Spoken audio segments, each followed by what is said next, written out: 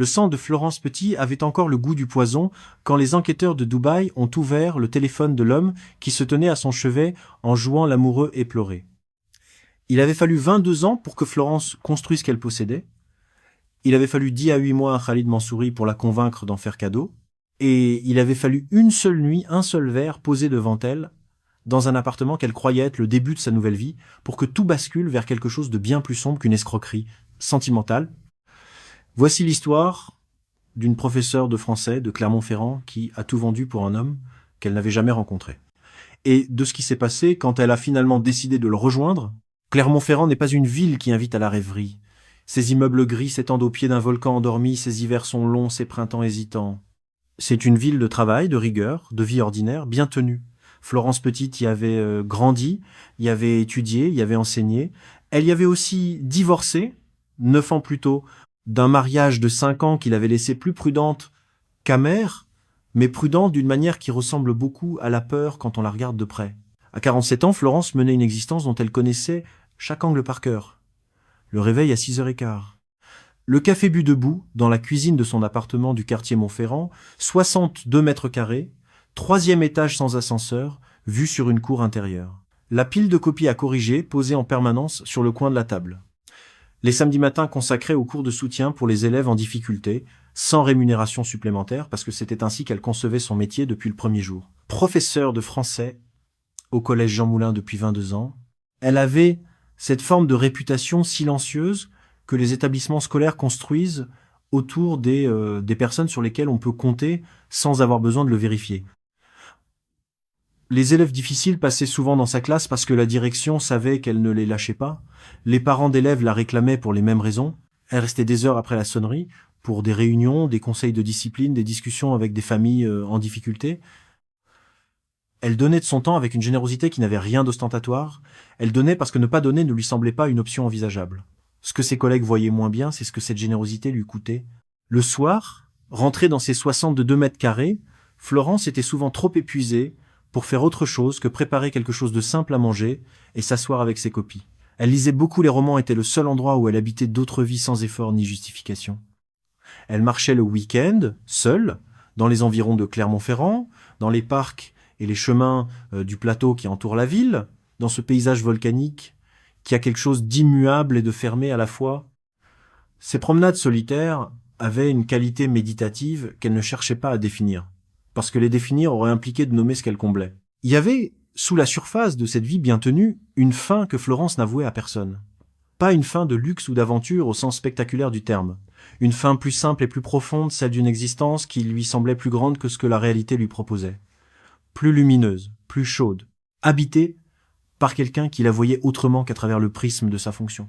Elle avait 47 ans, n'avait pas eu de relation sérieuse depuis son divorce, et regardait parfois les photos de ses anciens amis sur les réseaux sociaux, vacances, en famille, anniversaires, enfants qui grandissent avec un sentiment qu'elle ne qualifiait pas d'envie mais qui lui ressemblait beaucoup. Ce qu'elle ressentait n'était pas de la faiblesse. C'était de l'humanité, la même humanité qui fait que des millions de personnes cherchent chaque jour une connexion authentique dans un monde qui en propose de moins en moins. Les criminels qui ciblent des femmes comme Florence le savent mieux que personne. Ils ont appris à lire cette fin dans les profils publics, dans les commentaires laissés sous les photos des autres, dans les petites phrases qui trahissent une vie regardée depuis l'extérieur. Ils ne cherchent pas des victimes naïves. Ils cherchent des personnes capables d'aimer profondément, parce que ce sont elles qui investissent le plus, qui croient le plus longtemps, et qui font le moins marche arrière quand tout a été engagé. Brigitte Monod, professeure d'histoire-géographie dans le même collège depuis 12 ans, était l'une des rares personnes à voir derrière cette rigueur quelque chose de plus fragile. Brigitte était de ces amitiés qui se construisent sans qu'on les déclare par la régularité des cafés partagés, des repas improvisés après les conseils de classe tardifs, des conversations qui commencent dans les couloirs et finissent 2 heures plus tard dans la salle des professeurs vides. Elle savait que Florence avait décidé, après son divorce, de ne plus jamais laisser quelqu'un entrer suffisamment près pour lui faire du mal. Et elle respectait ce choix, tout en sachant ce qui lui coûtait une solitude profonde, logée sous la surface d'une vie bien remplie, que Florence ne nommait jamais parce que la nommer aurait été l'admettre. C'est Brigitte qui avait suggéré Facebook 4 ans plus tôt. Non pas parce qu'elle croyait que les réseaux sociaux allaient transformer la vie de Florence, mais parce qu'elle la voyait s'isoler progressivement et cherchait n'importe quelle ouverture vers l'extérieur. Florence avait créé son profil sans enthousiasme et l'utilisait de manière parcimonieuse, quelques photos de ses balades en Auvergne, des commentaires sur des articles littéraires, des vœux ponctuels à des gens qu'elle ne voyait plus. Son profil était le reflet honnête d'une vie modeste et sérieuse, sans mise en scène, ni artifice. C'est exactement ce que Khalid Mansouri avait cherché. La demande d'amis était arrivée un mardi soir de début de printemps. Florence revenait d'une longue journée, avait posé ses copies, préparé une soupe et s'était installée sur son canapé avec son téléphone. La photo de profil était soignée sans être ostentatoire, un homme d'une quarantaine d'années, très méditerranéen, sourire mesuré, costume sombre sur fond de ce qui ressemblait à un bureau élégant. Le nom Khalid Mansouri. La biographie, consultant en investissement immobilier, basé à Dubaï, père français originaire de Bordeaux, mère émirassi. Florence n'avait pas accepté immédiatement. Elle avait regardé son profil avec la prudence qui était sa nature, des photos de voyage en Europe et dans le Golfe, des publications en français impeccables, rien d'ostentatoire, ni de vulgaire. Elle avait attendu 2 jours. Puis elle avait accepté. Ce qu'elle ne savait pas, c'est que Khalid avait analysé son profil pendant 3 semaines, avant d'envoyer cette demande. Il avait lu chaque publication, chaque commentaire, chaque photo. Il avait noté les détails qui lui permettaient de construire son approche avec précision, les balades solitaires en montagne, les références littéraires, l'absence totale de publications liées à une vie de couple, les vacances modestes, 1 semaine en Bretagne, un week-end à Prague qui trahissait une épargne soigneuse et une envie d'ailleurs à peine avouée. Il avait aussi repéré un commentaire d'une amie sur une photo de Florence devant la mer. « Tu mérites tellement une vraie vie de soleil, Florence. » Et Florence avait répondu avec un simple émoji souriant. « Un jour peut être. Ce un jour peut être été la porte. » Khalid l'avait poussé avec une patience d'artisan horloger, millimètre par millimètre, sans jamais forcer. Le premier message avait été sobre. Une phrase sur un livre qu'il avait vu mentionner dans ses publications, il avait bien fait ses devoirs. Florence avait répondu brièvement. Il n'avait pas insisté. Il avait attendu 4 jours avant d'envoyer un deuxième message à propos d'un article sur l'enseignement en France qu'il prétendait avoir lu et qui l'avait fait penser à elle. Encore une fois, Florence avait répondu sobrement. Encore une fois, il avait laissé passer du temps. C'était ça, la méthode dans toute sa froideur calculée. Pas de précipitation, pas de flatterie excessive qui aurait mis Florence en garde. Juste une présence régulière, mesurée, qui ressemblait à quelqu'un qui prenait le temps de la connaître, vraiment qui respectait ses silences, qui ne demandait pas plus que ce qu'elle était prête à offrir. Il construisait chez elle quelque chose d'extrêmement précieux et extrêmement fragile. La conviction d'avoir été choisie par quelqu'un qui la voyait telle qu'elle était, pas telle qu'elle aurait voulu paraître. Au bout de 6 semaines, ils se parlaient plusieurs fois par semaine. Au bout de 3 mois, c'était tous les soirs. Khalid posait des questions sur sa classe, ses élèves, ses méthodes d'enseignement, avec une curiosité qui semblait sincère et soutenue. Il lui parlait de ses propres projets, du marché immobilier à Dubaï, de sa double culture qu'il avait rendue, disait-il, étranger partout et nulle part à la fois. Il évoquait son père bordelais avec nostalgie, sa mère émirassie avec tendresse. Les étaient partagés entre 2 familles, 2 langues, 2 façons de comprendre le monde. Il parlait français sans le moindre accent étranger légèrement chantant, comme quelqu'un qui aurait grandi entre 2 pays. Il tenait dans un document sur son ordinateur un journal détaillé de chaque échange avec elle. Ce qu'elle aimait, ce qui l'inquiétait, ce qui la faisait rire, ce qui la touchait, les livres qu'elle mentionnait, les sujets qu'elle évitait, les formules dans lesquelles elle exprimait ses doutes sur elle-même. Il ne se permettait jamais de se contredire, jamais de glisser un détail qui ne cadrait pas avec le personnage qu'il construisait. C'était pas de la séduction. C'était de l'ingénierie humaine appliquée avec une rigueur professionnelle. Ce que Florence ressentait, de son côté, était réel. Les émotions que cette relation avait fait naître en elle n'étaient pas des illusions produites par la crédulité.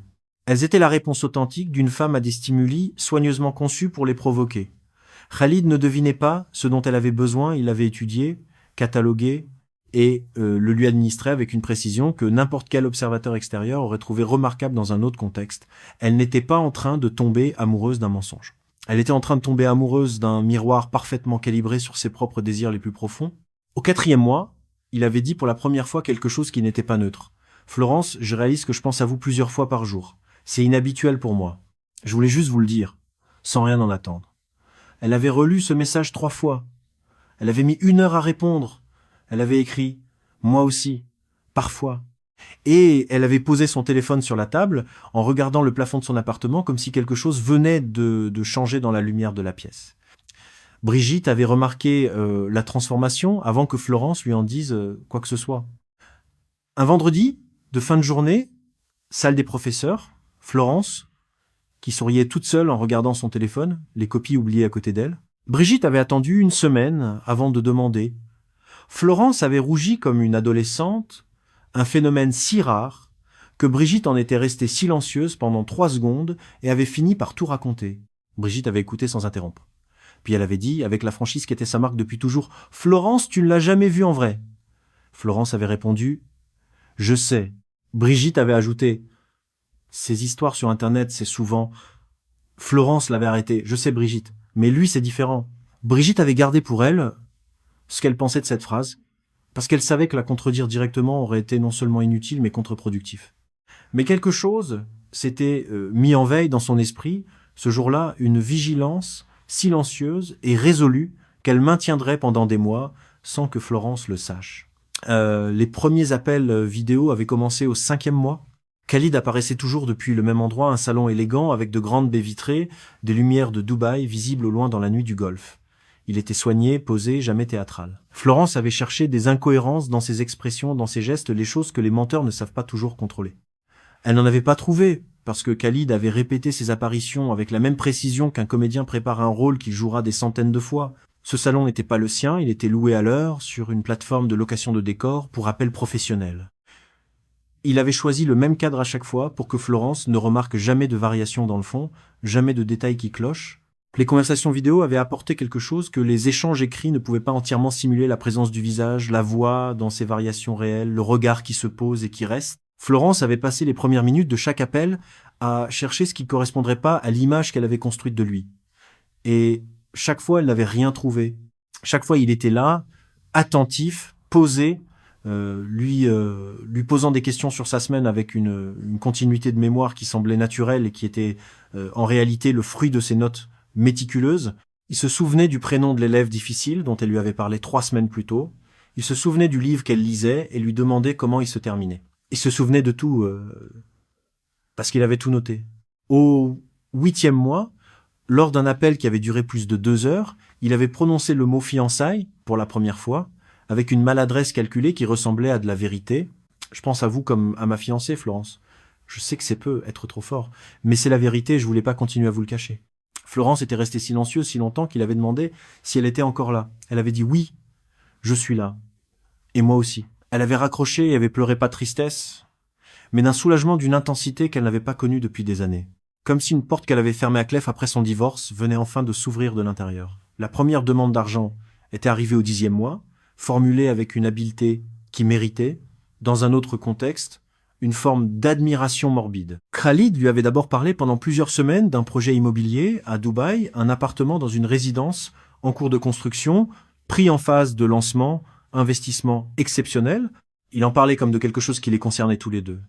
« Notre appartement, Florence. Celui où nous vivrons quand tu seras prête à venir. » Il lui avait envoyé des documents, plans d'architecte, brochures commerciales, photos du chantier. Les documents existaient matériellement, la résidence existait. Ce qui n'existait pas, c'était la participation de Khalid à quoi que ce soit la concernant. Puis, il avait expliqué, avec une résignation affectée, qu'il avait un problème temporaire de trésorerie, un virement international bloqué pour une question administrative, quelques jours seulement, mais qui mettait en danger la réservation de l'appartement. Il ne lui demandait pas de l'argent, précisait-il avec soin. Il lui demandait si elle pouvait avancer une somme qui lui serait remboursée dans les 10 jours, avec tous les justificatifs qu'elle souhaitait. « Je déteste avoir à te demander ça. Je préférais ne jamais mêler l'argent à ce qu'il y a entre nous. Mais il n'y a personne d'autre à qui je fais assez confiance. » Cette phrase était l'architecture entière de la manipulation, et elle mérite qu'on s'y arrête. Il n'y a personne d'autre à qui je fais assez confiance. Florence n'était pas naïve au sens où ce mot est souvent employé comme un synonyme de manque de discernement. Elle était intelligente, cultivée, rigoureuse dans sa vie professionnelle depuis 22 ans. Mais Khalid n'attaquait pas son intelligence. Il attaquait quelque chose de bien plus difficile à défendre, son besoin d'être la personne importante dans la vie de quelqu'un, la personne à qui on fait confiance quand on ne fait plus confiance à personne d'autre. Ce besoin-là ne se défend pas avec la raison, parce qu'il ne loge pas dans la raison. Il loge dans la partie de nous qui a décidé, après des années de solitude, que quelqu'un nous voyait enfin. Elle avait viré 7 500 € depuis son plan d'épargne, lui avait rendu 6 000 € 3 semaines plus tard, jamais la somme complète, toujours avec une explication crédible pour le solde manquant. Ce remboursement partiel était essentiel à sa méthode. Il prouvait sa bonne foi et rendait la prochaine demande psychologiquement acceptable. Florence ne donnait pas de l'argent à un inconnu. Elle participait financièrement à un projet commun avec un homme qui lui avait déjà rendu une partie de ce qu'elle avait avancé. Il y avait eu une deuxième demande, puis une troisième.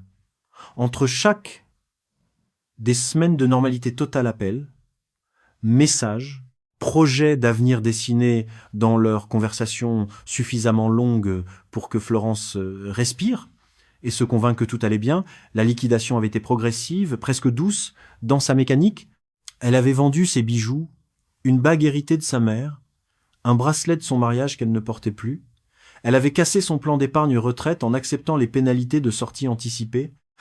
Et puis, après une conversation qui avait duré presque toute une nuit, elle avait décidé de mettre son appartement en vente. Khalid lui avait présenté cette décision comme un acte de courage, la rupture, avec une vie trop petite pour elle, le premier geste concret vers l'existence qu'elle méritait. Tu es la femme la plus courageuse que j'ai jamais connue. Beaucoup de gens parlent d'une vie différente. Toi, tu oses la construire. Elle avait relié ces mots à des mois de patience, de douceur, de présence quotidienne. Et elle avait signé le mandat de vente. Ce que Florence ne pouvait pas voir à ce moment-là, c'est que la vente de son appartement avait produit dans l'esprit de Khalid un effet qu'elle n'avait pas anticipé. Ce n'était pas la joie d'un futur époux qui voit sa compagne franchir un cap vers leur vie commune. C'était l'inquiétude froide d'un opérateur qui réalise que sa victime est désormais sur une trajectoire irréversible vers lui. Une femme qui a vendu son appartement et vidé son épargne ne peut plus reculer. Elle viendra. Et une femme qui vient représente un danger que les échanges à distance ne comportent pas. Si vous trouvez cette histoire bouleversante, c'est parce qu'elle ne devrait pas exister. Abonnez-vous à cette chaîne, chaque récit que nous documentons ici est une vie réelle, une femme réelle, une mécanique criminelle que personne ne devrait ignorer. Un abonnement ne coûte rien, mais il nous permet de continuer à raconter ces affaires avec la profondeur qu'elles méritent. Cliquez maintenant et restez avec nous jusqu'à la fin de l'histoire de Florence. Brigitte avait appris la vente de l'appartement par une collègue commune, un vendredi matin, entre deux cours, pas par Florence elle-même. Florence ne lui avait rien dit, et c'était dans ce silence que Brigitte avait lu l'étendue de ce que son amie refusait d'entendre. Elle avait attendu la fin de la journée, avait frappé à la porte de la salle de classe de Florence, alors que les couloirs s'étaient vidés et s'était assise sur un bureau d'élève face à elle. Elle n'avait pas commencé par des questions. Elle avait dit « Florence, dis-moi que tu n'as pas vendu ton appartement pour lui. » Et Florence, qui avait le regard de quelqu'un qui a décidé et qui n'a plus d'énergie pour se justifier, avait répondu « C'est un investissement commun.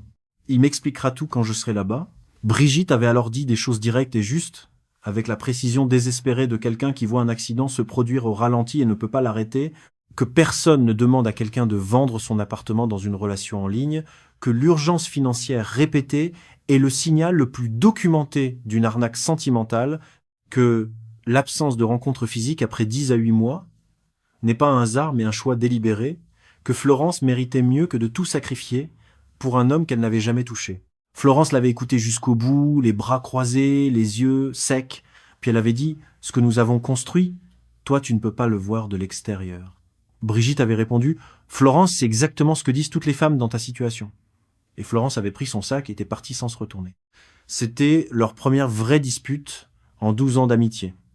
Brigitte avait passé le week-end à peser ce qu'elle pouvait faire sans franchir la ligne que Florence lui avait clairement tracée. Elle était arrivée à une conclusion inconfortable mais lucide.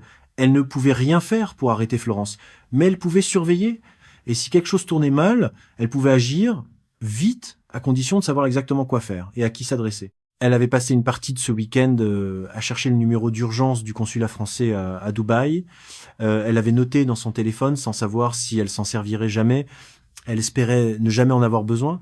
Florence était partie pour Dubaï le 3e jeudi du mois, un vol direct depuis Paris-Charles de Gaulle après un trajet en train depuis Clermont-Ferrand. Elle vivait depuis 3 mois dans un logement de fonction mis à disposition par le rectorat le temps que la vente de son appartement soit finalisée. Elle avait 94 000 € sur un compte bancaire. la totalité de ce qu'elle avait mis 20 ans à constituer, et le produit net de la vente de son appartement après remboursement du crédit restant. Dans le train vers Paris, elle avait regardé le paysage, défiler les plaines de la Limagne, les derniers contreforts du Massif central, la plaine qui s'élargit vers le nord et avait pensé que c'était peu être la dernière fois qu'elle regardait ce paysage comme chez elle. Elle allait vers autre chose, elle était heureuse d'une manière presque physique, une légèreté qu'elle n'avait pas connue depuis si longtemps qu'elle s'en souvenait plus vraiment. Ce qu'elle ne savait pas, c'est que Khalid Mansouri, à Dubaï, était en train de louer un appartement pour la semaine. Un bel appartement au 22e étage d'une tour de Dubaï Marina avec vue sur le port. Il avait disposé des fleurs sur la table basse. Il avait fait livrer des plats de qualité pour le premier soir. Il avait tout préparé avec le même soin méthodique qu'il mettait dans chaque aspect de son travail. Et dans le tiroir de la cuisine de cet appartement, soigneusement enveloppé dans un petit sachet hermétique, il y avait de l'aconitine. L'aéroport de Dubaï est un endroit qui abolit les fuseaux horaires. Ses lumières sont identiques à 4 heures du matin et à 14 heures. Son agitation ne faiblit jamais. Ses couloirs sont une carte du monde en mouvement permanent. Florence était arrivée après 7 heures de vol, les jambes lourdes mais les yeux alertes, cherchant dans la foule une silhouette qu'elle n'avait jamais vue qu'à travers un écran. Il était là. C'était la première pensée. Simple et absolue. Il est là. Khalid Mansouri se tenait à l'écart du flot des chauffeurs et des familles, sans pancarte, sans ostentation. Il portait une chemise claire, avait les mains dans les poches, et son expression quand leurs regards se croisèrent était exactement ce qu'elle avait espéré, quelque chose de retenu, presque soulagé, comme si lui aussi avait eu peur, jusqu'au dernier moment, que l'autre ne soit pas réel. Florence s'était avancée. Il s'était étreint maladroitement au début 2 personnes qui ont tout dit et ne se sont jamais touchées, puis plus naturellement. Florence avait fermé les yeux sur cette épaule inconnue en pensant que la vie pouvait parfois tenir ses promesses. L'appartement était réel loué depuis 4 jours, meublé avec soin, vue sur le port illuminé. Khalid lui avait fait faire le tour, en commentant chaque pièce, avait préparé du thé, avait disposé des fleurs sur la table basse. Florence cherchait des incohérences et n'en trouvait aucune. L'homme devant elle correspondait à celui qu'elle avait connu pendant 10 à 8 mois. Même voix, même façon de formuler les choses, même attention à ce qu'elle disait. Elle avait pensé à un moment précis de cette première soirée, Brigitte avait tort, ce qu'elle voyait pas, c'est que Khalid calculait en temps réel. Florence était venue avec 94 000 euros sur un compte qu'elle lui avait promis de transférer dès qu'ils seraient ensemble. Ce transfert était la pièce finale de son plan. Une fois effectué, Florence restait. Et Florence qui restait à Dubaï était une menace opérationnelle de premier ordre.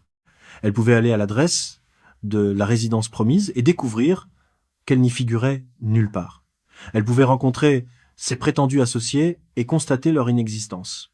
Elle pouvait comprendre, progressivement ou d'un seul coup, l'étendue exacte de ce qu'on lui avait fait. Une femme qui comprend est une femme qui parle.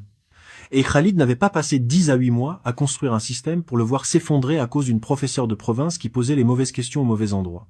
Le dîner, ce premier soir, avait été simple et intime. Khalid avait dressé les plats avec soin du poulet aux épices, du riz au safran, des dattes en dessert. Florence avait trouvé ça beau, cette attention domestique après des mois de distance. Ils avaient parlé longtemps, ri de petites choses, évoqué leurs projets avec la légèreté de 2 personnes qui croient avoir tout le temps devant elles. Florence n'avait rien remarqué dans son verre. L'aconitine est extraite d'une plante connue sous le nom d'aconie, une fleur aux teintes mauve et bleu qui pousse dans les régions montagneuses d'Europe et d'Asie et dont les racines concentrent l'un des alcaloïdes végétaux les plus toxiques qui existent. Les Romains l'appelaient déjà la reine des poisons. Elle n'a pas de goût particulier. Elle n'a pas d'odeur. Elle laisse aucune trace visible dans un liquide. Et surtout, c'est ce qui la rend précieuse dans un crime prémédité. Elle est difficile à identifier dans les analyses toxicologiques standards, sans recherche spécifiquement ciblée. Un médecin qui ne cherche pas l'aconitine ne la trouve pas. À dose faible, les premiers effets ressemblent à une intoxication alimentaire, nausée, vomissement, sensation de chaleur. C'est précisément ce que Khalid avait anticipé. Une femme qui présente ces symptômes dans les heures, suivant un repas épicé, dans un pays dont elle ne connaît pas la cuisine, dans un contexte émotionnel intense, après un long voyage aucun médecin, ne cherche immédiatement un poison. Il cherche une explication simple, parce que les explications simples sont les bonnes la plupart du temps. Khalid avait construit son crime sur cette probabilité statistique. Les symptômes avaient commencé à 3 heures du matin. Florence s'était réveillée avec des nausées violentes, une sensation de chaleur intense qui se déplaçait dans son corps par vagues, et quelque chose de plus étrange, un engourdissement progressif qui montait dans ses bras depuis les mains, et une même sensation dans sa bouche comme des milliers de petites piqûres simultanées. Elle avait essayé de se lever pour aller aux toilettes et n'avait pas réussi à tenir debout. Elle avait appelé Khalid. Il était arrivé dans la chambre avec une promptitude calculée, il avait eu l'air inquiet de la manière exacte dont quelqu'un doit avoir l'air inquiet ni trop ni trop peu. Il avait dit qu'il fallait aller à l'hôpital, qu'elle avait être mal réagi à un plat épicé qu'elle n'avait pas l'habitude de manger, que son organisme n'était être pas habitué aux épices du Golfe. Florence était trop mal en point pour analyser quoi que ce soit. Elle avait juste hoché la tête et s'était laissé conduire. Le docteur Amir Kassem, urgentiste à l'hôpital Al-Zahra depuis 6 ans, avait pris son service à minuit, à 4h20. Une femme d'une quarantaine d'années avait été amenée par son compagnon vomissement sévère, confusion croissante, tachycardie à 130 battements par minute, extrémité froide, malgré la chaleur de la nuit. L'homme qui l'accompagnait, calme et coopératif, avait expliqué qu'elle arrivait de France, qu'elle avait sans doute mal réagi à leur dîner, que ce genre de réaction à la cuisine du Golfe n'était pas rare chez les visiteurs européens. Amir avait prescrit les premiers soins de stabilisation et avait commencé son évaluation clinique. C'est là que quelque chose avait commencé à ne pas correspondre dans son esprit. Une intoxication alimentaire standard a une progression reconnaissable. Elle touche d'abord le système digestif, provoque des crampes localisées, et la tachycardie qui peut l'accompagner est proportionnelle à la déshydratation. Chez Florence, la progression était différente, trop rapide, trop systémique, touchant des systèmes qui n'auraient pas dû être affectés par un simple aliment contaminé. Et il y avait cette paresthésie, cet engourdissement que Florence décrivait dans ses moments de lucidité avec une précision qui frappait Amir. Des fourmis partout, dans les bras, dans la bouche, comme si ma langue n'était plus à moi. Cette symptomatologie spécifique ne correspondait à aucune toxine alimentaire courante qu'il avait traitée en 6 ans de service. Il avait demandé un bilan toxicologique complet, en précisant dans sa prescription les substances à rechercher en priorité, dont certains alcaloïdes végétaux rarement testés en routine. Ce choix n'était pas le fruit d'une intuition mystérieuse, c'était le résultat d'une formation rigoureuse et d'une habitude clinique qui consiste à ne jamais fermer un dossier tant que tous les symptômes n'ont pas trouvé une explication cohérente. Amir avait appris au fil des années que les cas qui résistent à une première explication méritent toujours une deuxième question. C'est à ce moment que Khalid avait commis son erreur fatale. Informé par une infirmière que des analyses supplémentaires avaient été prescrites, il était venu trouver Amir dans le couloir et avait dit, avec un sourire mesuré, « Docteur, je ne pense pas que ce soit nécessaire. Elle a juste besoin de repos et de réhydratation. » Les analyses vont lui faire peur inutilement. Amir l'avait regardé pendant 2 secondes. Dans ses 6 ans aux urgences, il avait reçu des milliers de proches inquiets pour quelqu'un qu'ils aimaient. L'inquiétude a un visage, elle cherche de l'information, veut qu'on fasse plus et non moins.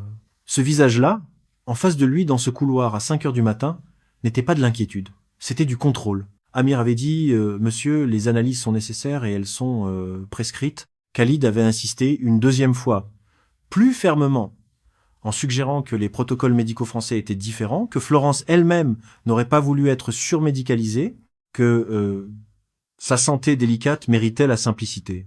Amir avait répondu simplement « Elle est sous notre responsabilité maintenant » et il était retourné au chevet de Florence.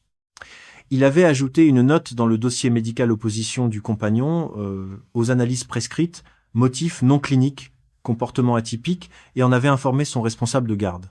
Puis il avait attendu les résultats en continuant à stabiliser Florence, dont l'état oscillait entre des périodes de conscience partielle et des épisodes de confusion croissante. Les résultats étaient revenus en 4 heures. Présence d'aconitine dans le sang de Florence Petit à une concentration qui ne pouvait pas être accidentelle. La procédure avait été déclenchée en moins de 20 minutes. La direction de l'hôpital, le chef de service, puis la police criminelle de Dubaï. Khalid Mansouri se trouvait encore dans l'établissement. Il avait dit à une infirmière qu'il allait aller chercher des affaires personnelles de Florence dans l'appartement. Il se dirigeait vers la sortie principale quand 2 agents l'avaient intercepté dans le couloir. Il n'avait pas résisté. Il avait demandé à parler à un avocat. Son téléphone avait été saisi immédiatement, puis l'ordinateur portable retrouvé lors de la perquisition de l'appartement de Dubaï Marina. Ce que les enquêteurs avaient découvert sur ces 2 appareils dépassait ce qu'ils avaient anticipé. Le journal de bord est un document de 43 pages, 4 femmes, 4 fiches détaillées, pour chacune. Nom, âge, situation familiale et professionnelle, estimation des revenus et de l'épargne. Historique chronologique des échanges importants. Note sur les points de vulnérabilité personnelle pour Florence, il avait écrit « Divorcé, sans enfant, besoin de validation émotionnelle fort, peur de finir seul, nostalgie d'une vie plus grande. Montant extorqué, date, motif invoqué. Et dans les dernières lignes du dossier de Florence, rédigé une semaine avant son arrivée. Scénario B activé. Arrivée confirmée. Délai d'action, premier soir. L'inspecteur Walid Al-Farsi, 46 ans de la police criminelle de Dubaï, avait lu cette phrase plusieurs fois. La froideur de cette formulation délai d'action dans le dossier d'une relation qui avait duré 10 à 8 mois disait tout ce qu'il y avait à savoir sur ce que Khalid Mansouri considérait comme une relation, pas une victime, un dossier, pas une femme, un problème à gérer selon un calendrier préétabli. Walid avait ensuite croisé ce dossier avec un appel reçu la veille par l'ambassade de France. Brigitte Monod avait attendu que Florence atterrisse et lui envoie un message. Le message était venu « Je suis là, il est là, c'est réel, je t'expliquerai tout bref, mais rassurant ». Brigitte avait répondu et attendu des nouvelles. Quand le lendemain était passé sans rien, puis une nuit, puis le matin du surlendemain, elle avait sorti de son répertoire le numéro qu'elle y avait mis sans savoir si elle s'en servirait jamais. L'agente consulaire Sophie Renaudin, 39 ans, avait pris l'appel. Elle avait écouté une collègue inquiète pour une amie partie rejoindre un homme rencontré sur les réseaux sociaux. Sans nouvelles depuis 48 heures. Sophie Renaudin avait eu, dans les 12 mois précédents, 2 dossiers presque identiques passés par son bureau. 2 Françaises venues à Dubaï rejoindre des hommes rencontrés en ligne, toutes 2 victimes d'escroquerie sentimentale. La 3e fois, elle ne classait plus rien en attente. Elle avait ouvert un dossier, contacté les hôpitaux de la zone et transmis les informations à l'inspecteur Al-Farsi. Quand le nom de Florence Petit était apparu simultanément dans le dossier consulaire et dans le rapport hospitalier de l'hôpital Al-Zahra, la connexion avait été immédiate. Florence avait repris suffisamment conscience le 3e jour pour comprendre ce qui se passait autour d'elle. Sophie était venue en personne et s'était assise au bord du lit. Elle avait dit, sans détour mais avec une gentillesse réelle, « Florence, vous avez été empoisonnée. L'homme que vous connaissiez sous le nom de Khalid Mansouri est en garde à vue. Vous êtes en sécurité. » Florence avait fermé les yeux. Au bout d'un long silence, elle avait dit « Il existe vraiment. Il était là. J'ai cru que ça voulait dire que tout était vrai. » Sophie n'avait pas répondu immédiatement, parce que cette phrase ne demandait pas de réponse, mais un espace pour être entendue. Puis elle avait dit doucement « Ce qui vous a fait exister vraiment aussi, les 2 choses peuvent être vraies en même temps. » Ce que Sophie avait vu dans les yeux de Florence à ce moment-là, et qu'elle décrirait plus tard, dans un entretien accordé à une association de lutte contre les arnaques sentimentales, n'était pas de la honte, ni de la colère. C'était une forme d'épuisement particulier, celui de quelqu'un qui a maintenu pendant des mois une conviction contre vent et marée, et qui découvre soudain que la conviction n'était pas fausse dans sa forme, mais dans son objet. Florence n'avait pas eu tort d'aimer. Elle avait eu tort de faire confiance à quelqu'un qui fabriquait de toutes pièces quelque chose digne d'être aimé. Florence avait été maintenue en observation 4 jours au total. Le docteur Jean-Marc Olivier, toxicologue à l'Institut médico-légal de Paris, mandaté pour une contre-expertise des analyses du Bayotte, avait confirmé et précisé dans un rapport de 6 pages la concentration d'aconitine détectée dans le sang de Florence, ramenée à son poids corporel et au délai entre l'ingestion estimée et le prélèvement, indiquait une dose calculée. Pas accidentelle, pas une contamination. Une dose pensée pour provoquer une défaillance cardiaque progressive dans un délai de 48 à 72 heures, suffisamment lent pour que Khalid soit loin et soit revenu à ses activités habituelles avant tout. Décès constaté, suffisamment certain pour être fatal sinon détecté, le docteur Kassem avait agi dans la seule fenêtre temporelle où la détection était encore possible. Le tribunal pénal de Dubaï avait condamné Khalid Mansouri à 10 à 8 ans de prison pour tentative de meurtre avec préméditation, escroquerie aggravée et association de malfaiteurs. Les procédures complémentaires engagées en France, en Belgique et en Suisse pour les 3 autres victimes identifiées dans son journal de bord étaient en cours au moment du jugement. Les montants extorqués à chacune d'elles variaient entre 23 000 et 87 000 euros selon les dossiers. L'enquête avait également révélé l'étendue réelle du personnage. Khalid Mansouri, né Khalid Ben Ali à Casablanca, naturalisé marocain, entré aux Émirats arabes unis 8 ans plus tôt, avec de faux documents établissant une double nationalité franco, émirati qui n'avait jamais existé, avait 2 condamnations pour escroquerie en France datant d'une dizaine d'années, et avait quitté le territoire avant d'en purger les conséquences complètes. Il gérait simultanément plusieurs identités fictives et maintenait des relations parallèles avec des femmes dans différents pays européens, avec une rotation soigneusement planifiée qui lui permettait de ne jamais être dans la même ville que ses victimes jusqu'au moment choisi pour y être utile. Ce qui avait changé avec Florence, c'était l'échelle des sommes et surtout sa décision de venir en personne. Selon les conclusions de l'instruction, Khalid avait évalué que sa présence à Dubaï représentait un risque d'exposition de l'ensemble de son réseau, pas seulement de la relation avec elle, mais des autres victimes, des comptes bancaires utilisés pour les virements, des identités fictives entretenues depuis des années. L'éliminer était, dans sa logique opérationnelle froide, moins risqué que de la laisser découvrir et parler. Ce calcul traitait une vie humaine comme une variable dans une équation de risque avait été présenté lors du procès par l'accusation comme l'élément le plus révélateur de sa personnalité réelle. Il n'avait pas agi sous l'effet d'une émotion ou d'une panique. Il avait planifié avec une semaine d'avance, il avait procuré le poison, il avait calculé la dose, et il avait joué l'homme amoureux pendant le dîner, avait regardé Florence boire et avait attendu. Florence avait été rapatriée en France 10 jours après sa sortie de l'hôpital. Martine Petit l'attendait à l'aéroport de Lyon. Elle ne s'était pas vue en dehors des repas de famille depuis plusieurs années, une distance progressive faite d'emploi du temps qui ne coïncidait jamais. La crise avait court-circuité cette distance avec une brutalité que ni l'une ni l'autre n'avait cherchée. Martine n'avait rien dit à l'aéroport. Elle avait pris le bagage de Florence et avait conduit jusqu'à Lyon sans parler parce qu'il n'y avait rien à dire qui ne soit pas superflu face à quelqu'un qui descend d'un avion après avoir failli mourir empoisonné par un homme fictif dans un appartement loué pour l'occasion. Florence avait dormi les 2 premiers jours. Pas le sommeil de quelqu'un qui récupère celui de quelqu'un qui a besoin que le monde s'arrête le temps de comprendre ce qu'il vient de lui faire. La première semaine, elle parlait peu. La deuxième, Martine avait proposé qu'elles cuisinent ensemble le dimanche, pas une grande décision, juste une façon de ne pas se retrouver face à face sans rien faire de leurs mains. Elles avaient fait un gratin, puis une tarte, puis une soupe longue à préparer parce que ça donnait quelque chose à occuper les mains pendant 2 heures. Ce rituel dominical était devenu, sans qu'elles le décident vraiment, la forme que prenait leur rapprochement. Elles n'avaient pas eu de grandes conversations sur ce qui s'était passé, juste 2 sœurs qui cuisinaient ensemble le dimanche pour la première fois depuis 20 ans. Florence avait passé 6 mois chez Martine à Lyon.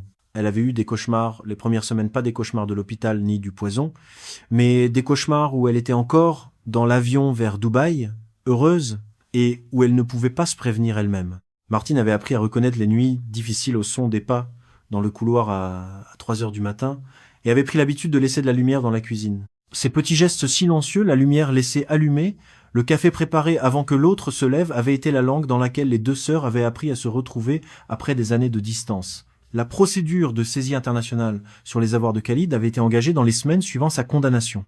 Le résultat restait incertain. Les comptes utilisés pour recevoir les virements de ses victimes avaient été vidés et les fonds dispersés à travers plusieurs juridictions avant l'arrestation. Les enquêteurs estimaient pouvoir récupérer au mieux une fraction des sommes extorquées. Florence avait perdu 94 000 euros, la totalité de ce qu'elle avait mis 20 ans à constituer. Ces faits sont importants à nommer sans adoucissement parce que le récit des arnaques sentimentales tend parfois à se concentrer sur la révélation du mensonge et à laisser dans l'ombre ce qui reste après une vie matérielle entièrement détruite et un travail de reconstruction qui n'aurait rien d'une métaphore. Le rectorat avait accordé une disponibilité exceptionnelle pour raison de santé et maintenu son poste. La collecte organisée discrètement par ses collègues du collège Jean Moulin avait permis de couvrir les premiers mois de loyer d'un appartement en location à Clermont-Ferrand. Quand Brigitte lui avait appris l'existence de la collecte, Florence avait d'abord dit non. Puis, 2 jours plus tard, elle avait rappelé Brigitte et dit qu'elle acceptait, pas pour moi, pour payer le premier mois de loyer. Brigitte avait dit « je sais » et n'avait pas ajouté autre chose. Brigitte était venue à Lyon, quelques semaines après le retour de Florence, avec des livres sous le bras et le naturel de quelqu'un qui n'a pas besoin qu'on lui explique où sont les choses. Elle n'avait pas reparlé de leur dispute. Brigitte avait dit, au bout d'un moment, « tu veux un café ?» Florence avait dit « oui ».